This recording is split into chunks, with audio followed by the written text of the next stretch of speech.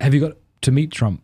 I met him in Kentucky. What was that like? It was very brief. I was there for the Derby. About 150,000 people there. Everyone knew, like the whole crowd of 150,000 people, plus the 300 or so in this restaurant, they all knew Trump was going to show up in the afternoon. It was like being in Rome, I imagine, or being around the Kennedys back in the 1960s. Like the place was just buzzing. He's so famous.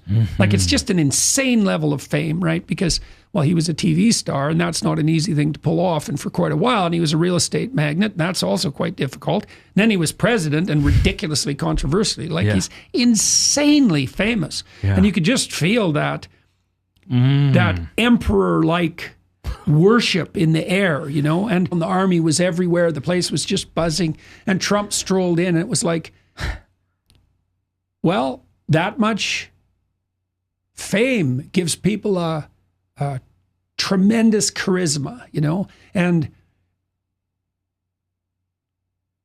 it's a lot for one person. It's a lot for one person. I think he has a good family, and thank God for that, and he seems to have managed that well. And I know people who know him, and they have faith in him privately. He's a bully, and a very good one. He's an unbelievably sophisticated 13-year-old bully. Interesting. Like his ability to wield a nickname is unparalleled. No one can match He's it. great. He's great at that. And that's a real superpower, although, and it's a mixed blessing because he's a 13-year-old bully. I'm not trying to reduce him. Yeah. Being a 13-year-old bully is kind of handy when you're dealing with the dictator of North Korea. You want that kind of playground unpredictability. It's like, don't fuck with me. Mm-hmm. You don't know what I'm capable of. And a more sensible person, you could argue, hasn't got that, and so I don't know what to make of that. There's that trickster, disagreeable trickster element to Trump that also gives him that vicious sense of humor. He's insanely funny. Oh, he is. I have a book, which I love. It's a library edition, beautiful volume called The Collected Poetry of Donald Trump. And it's all his tweets typeset beautifully, and they're hilarious. They are. Like he's got a barbed tongue, man. Yeah. He's a viper. The other thing is, people keep talking about his temperament and how stupid he is. This is what people say. But I've never seen him lose his cool in any of these interviews. You don't do what Trump's done and be stupid. Yeah. Like, first of all, so I have a friend for whom he built a multi-million-dollar building in Chicago. Well, there's no more corrupt industry than construction, especially in Chicago or New York. Well, Trump played that successfully, and he built those buildings, and my friend told me that Trump was there every week, walking through the building, checking things out, and he was successful at that. Mm-hmm. And then he was a reality TV star for a long time.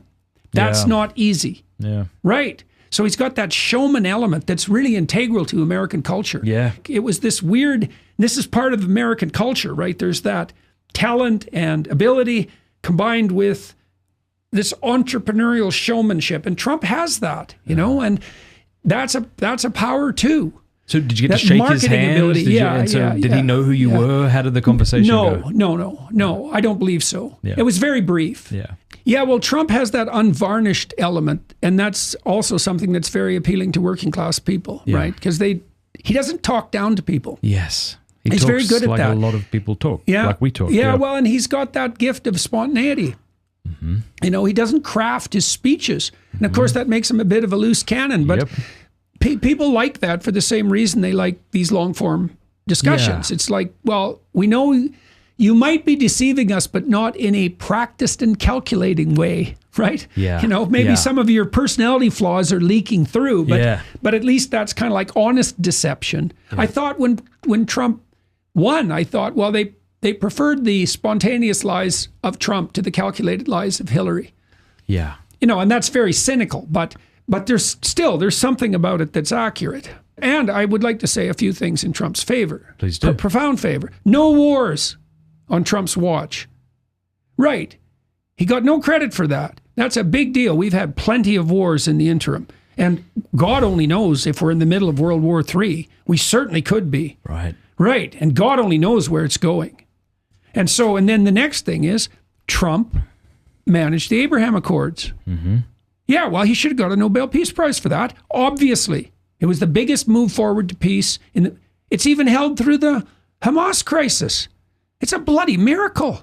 You know, and if Biden would have had an ounce of integrity on the foreign policy front, he would have rewarded Trump for the Abraham Accords. Maybe Trump would have just rode off into the sunset if he would have got some due credit.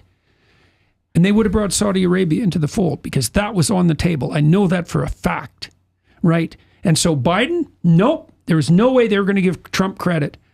And so they didn't pull the Saudis in. And that was a big mistake, a big mistake, right? And maybe this whole catastrophe that's emerging now is a consequence of that. So I'm very unimpressed by that.